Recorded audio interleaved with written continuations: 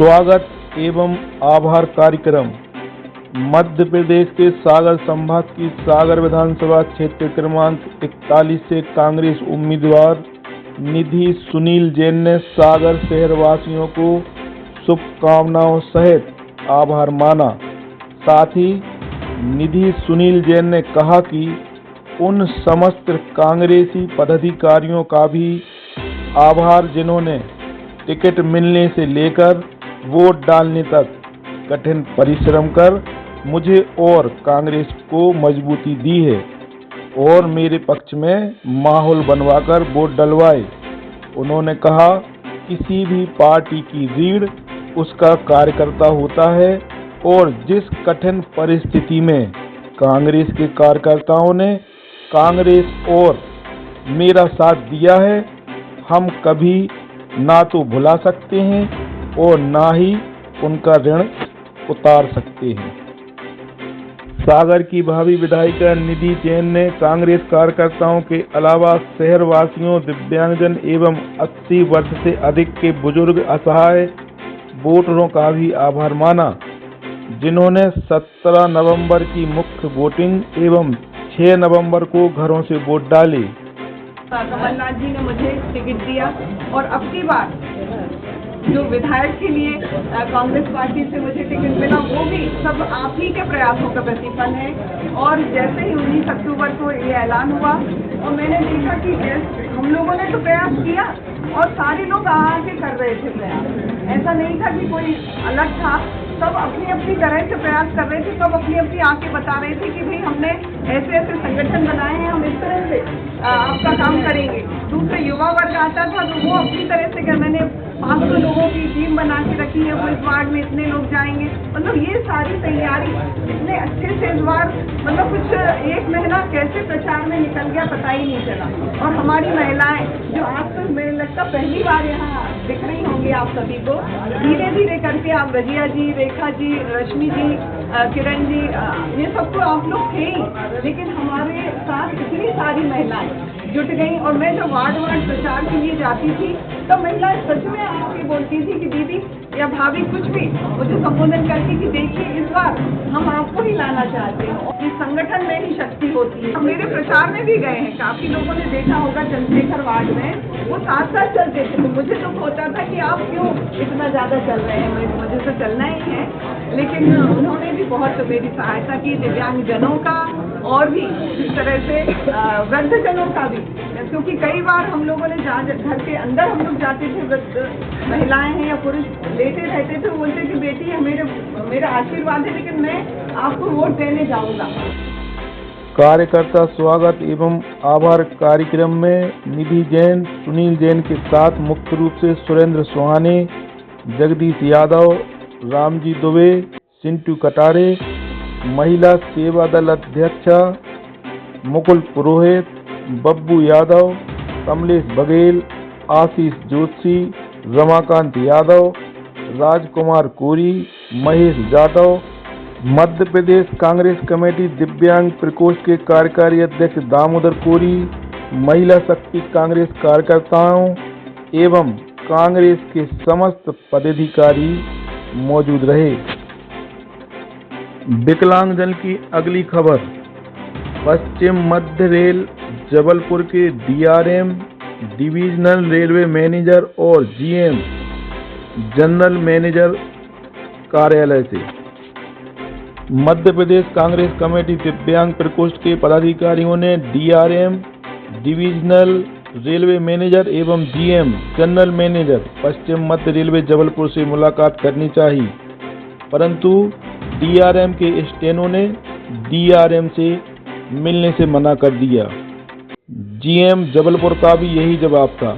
उन्होंने डीआरएम से मिलने को कहकर 5 दिव्यांगजन को भटका दिया।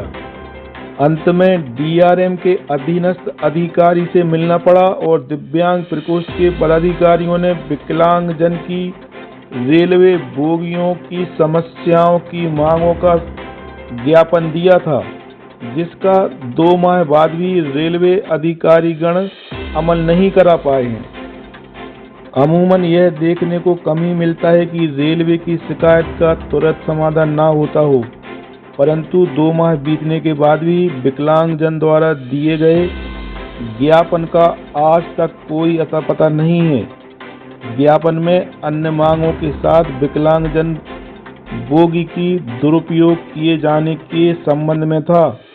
गौरतलब है कि विकलांगजन को रेलवे बोगी में सामान्य यात्रियों की भरमार से अत्यधिक परेशानियों से गुजरना पड़ रहा है। रेलवे का कोई भी अधिकारी सुध नहीं ले रहे हैं, जिससे विकलांगजन की समस्याएं कम नहीं हो रही हैं।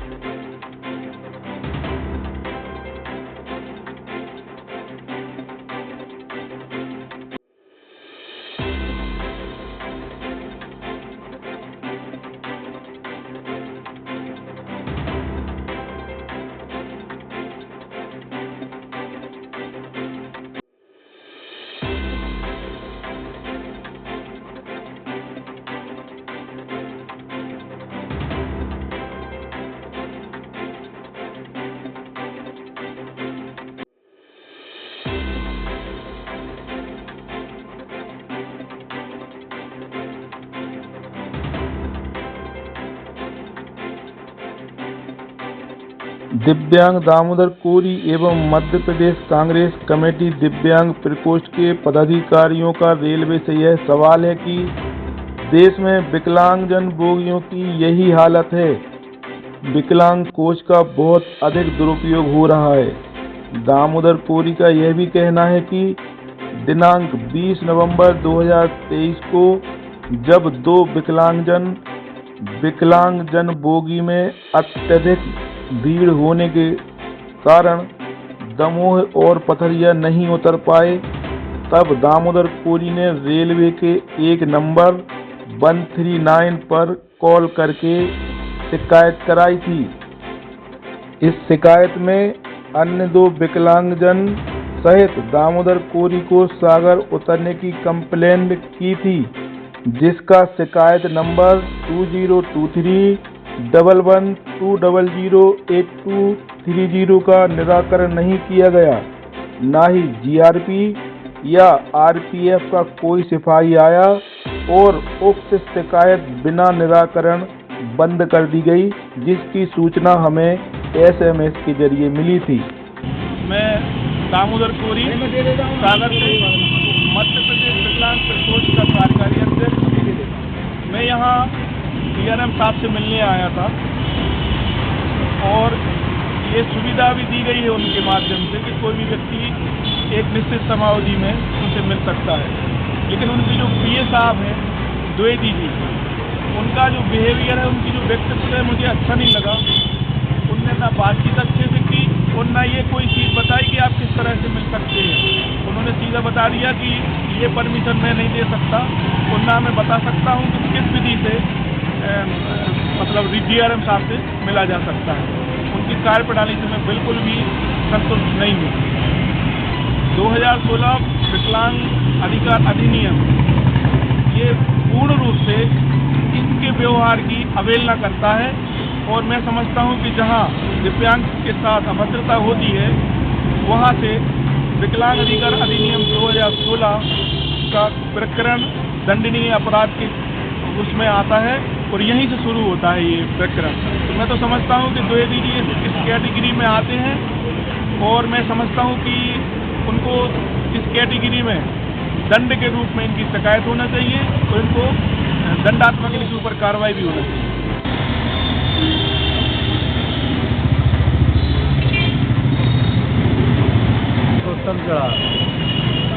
कहाँ से आए आप?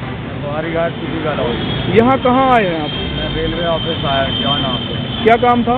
रेलवे पास के लिए आया था। रेलवे का स्मार्ट कार्ड बनवाने आए हैं आप? हाँ हाँ। क्या दिक्कत हो गई आपको? रेलवे पास बनवाने आया था तो मैंने मई में बनने को लिए दिया था, तो अब आज 6 महीने हो रहा, अब मिल रहा है। अच्छा, प्रावधान कितने समय का है? 3.5 महीने बाद।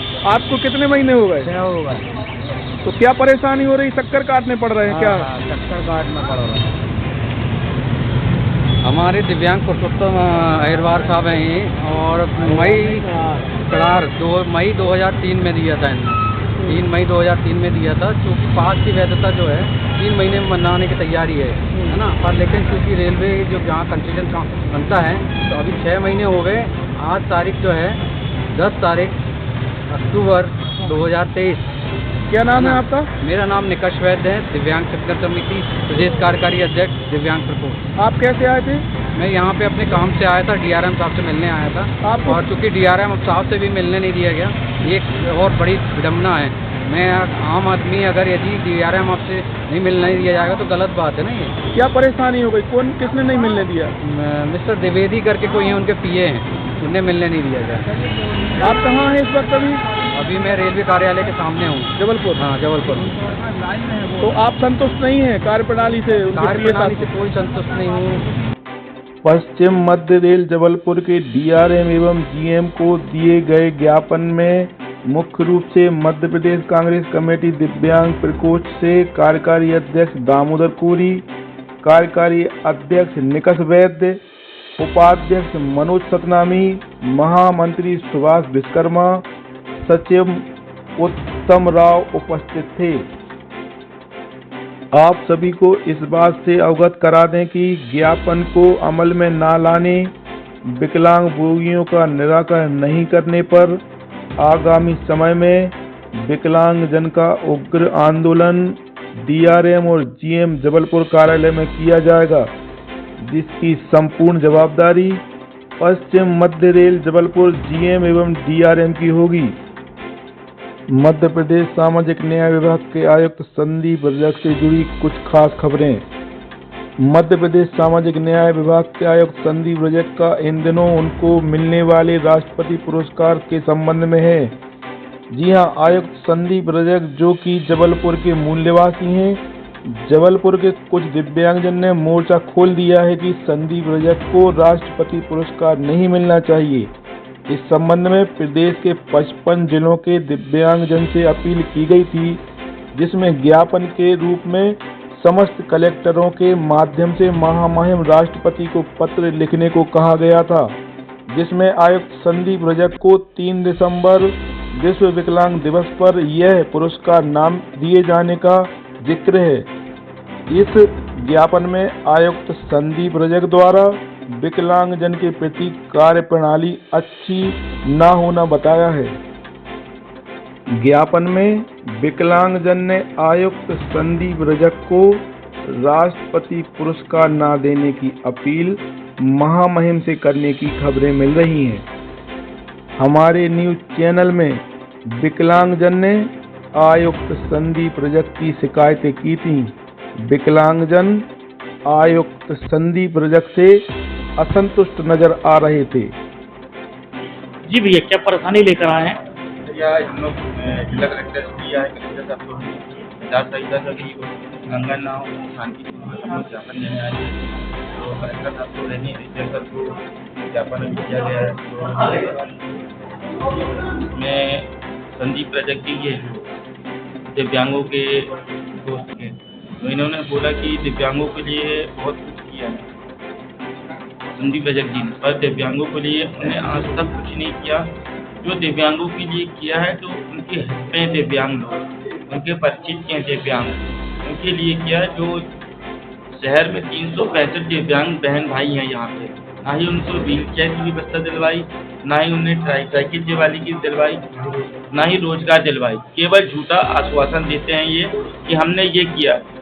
आज तक उन्होंने दिव्यांगों को बुला के ये नहीं किया कि हमारी तरफ से ये आमंत्रित किया जा रहा है तो आप लोग ले लीजिए। केवल ये जो अफवाहें आ रही हैं जो राष्ट्रपति जी से इनको पुरस्कार मिलने जा रहा है, ये पूरा झूठ है और सरासर गलत है। इसमें 2 ही लोगों को, दिव्यांगों को दिलवाया गया, देवेंद्र सोनी और इसमें संजय चक्रवर्ती, 2 ही दिव्यांगों को संदीप रजक जी ने फायदा दिलवाया है।